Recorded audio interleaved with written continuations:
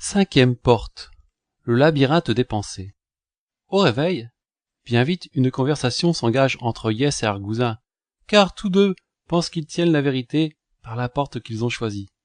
Ça commence à devenir grave, car cela démontre que leur égoïsme prévaut encore à l'esprit d'équipe. Jacques est obligé de trancher. Si la discorde apparaît dans le groupe, nos efforts seront vains. Mais si nous restons unis et agissons d'un seul corps, nous vaincrons. Lequel d'entre vous a commencé? C'est moi, dit Yes. Eh bien, nous te suivons.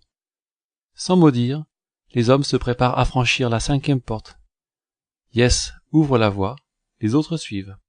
À peine le dernier a-t-il passé le voile lumineux que celui-ci se rétracte et se confond avec les roches qui forment les parois de leur nouvel environnement. Cette fois, ce n'est pas un tunnel qui s'ouvre à eux, mais une multitude de goulots qui partent dans toutes les directions. Jacques demande « Yes, toi qui es le navigateur du vaisseau, tu nous as conduits à travers la galaxie. Tu connais le moindre recoin de chaque étoile. Tu as choisi cette direction. Conduis-nous à travers ce réseau qui s'ouvre à nous. Mais lorsqu'on choisit une voie, on la suit, intervient Novam. Yes est vexé. Mais ce ne sont pas quelques tunnels qui vont le perdre. Il en a vu d'autres. Lui et ses compagnons sont dans une cavité à peine éclairée. Les parois sont comme du granit gris et lisse. Sur le périmètre sont installés 15 départs de galeries. Nul doute qu'elles sont construites de main d'homme, car circulaires et polies, elles sont parfaites. Malgré tout, des blocs de pierre phosphorescentes donnent la juste quantité de lumière pour distinguer les reliefs. Sans se déconcentrer, Yes s'avance vers un tunnel et dit « Je vous invite à prendre ce passage. » Comme tous sont reposés, ils s'y engagent, Jacques fermant la marche. Devant eux, le tunnel s'allonge à perte de vue. Ils marchent des heures et des heures, mais rien ne change. Yes espère que, comme les autres galeries, celle-ci les conduira à la porte espérée. Comme ils sont épuisés, Jacques demande à tous de s'arrêter pour prendre du repos. Après cette période de sommeil, ils reprennent la marche, mais Yes n'a pas dormi, car le doute le gagne. Après de longues heures de marche, Yes se met à espérer, car il distingue le bout de la galerie. Cela le réconforte. Il se dit qu'on aurait tort de ne pas lui faire confiance. Dans les derniers mètres, une vaste cavité se profile devant eux. Arrivé enfin, Yes voit devant lui une salle circulaire parfaitement identique à celle du départ. Affolé, il fait le tour, croit pouvoir retrouver la porte lumineuse, mais aucune trace d'elle. « Je crois que nous sommes revenus à notre point de départ, dit Carly, car je viens de ramasser le canif que j'ai égaré hier. »« Tu en es sûr ?» demande Jacques. « Certain. Je m'en suis aperçu peu de temps après notre entrée dans le couloir. » Pour la première fois, Yes se met à douter de lui, mais peu après, pendant que ses amis se reposent, il tente d'aller en exploration dans les galeries. Grâce à ses connaissances en navigation, il résout une multitude d'équations afin de trouver la bonne voie. Ensuite, devant ses amis, il explique que d'après ses calculs, le tunnel qu'il indique devrait les conduire vers la sortie. Cachant son épuisement, il les invite encore à prendre un chemin. Faisant preuve de beaucoup de calme et de courage, tous les hommes suivent. 1 heure après, le tunnel débouche à nouveau dans un noyau où partent cette fois 20 galeries différentes. Encore une fois, Yes prend une voie. Mais 5 heures plus tard, encore un autre noyau avec 30 directions. Yes réfléchit encore et entraîne le groupe avec lui. Le tunnel aboutit dans un immense hall. Le long du périmètre, un nombre colossal de départs se propose. Idriss les compte. Il y en a 50 maintenant. Yes constate toute son impuissance à trouver la voie qui doit les amener vers une sortie ou une découverte. Il se retourne vers Jacques et Novam. « Trop sûr de moi. Je vous ai conduit dans un labyrinthe sans issue. Pourtant, je ne l'ai pas fait pour m'amuser, mais j'aurais été heureux d'apporter ma pierre à l'édifice et vous guider vers le but qui nous appelle. Je ne suis qu'un incapable. Toute ma connaissance est inutile. Je ne sais rien. » Épuisé par plusieurs périodes sans sommeil, Yes tombe inconscient. Sophis l'examine et constate un épuisement total. La solution est de le laisser dormir autant qu'il le faut. Pendant que son compagnon dort, Jacques proposa à l'équipe d'examiner les galeries pour y trouver une sortie éventuelle. Ce n'est qu'au bout de 13 heures que Yes se réveille. Novam est près de lui.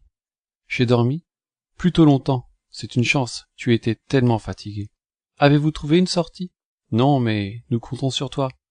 Je pense que toi seul peux nous aider à sortir de ces galeries. Je ne crois pas. Toute mon intelligence a été bien inutile. Je vous en ai fait une belle démonstration. À ce moment, Idriss, le dernier revenu de prospection, déclara à tous. Toutes les galeries que nous avons visitées s'enfoncent sur des kilomètres. Nous n'en avons pas vu le bout. Il nous faudra des mois pour tout inspecter. Novam, entendant cela, dit à Yes. Tu vois, nous avons besoin de toi. Tu es le seul navigateur habilité à guider un vaisseau spatial. Mais j'ai épuisé toutes mes ressources. Justement, c'est pour toi une grande chance. Regarde en toi ce qu'il te reste. Je ne souhaite qu'une chose.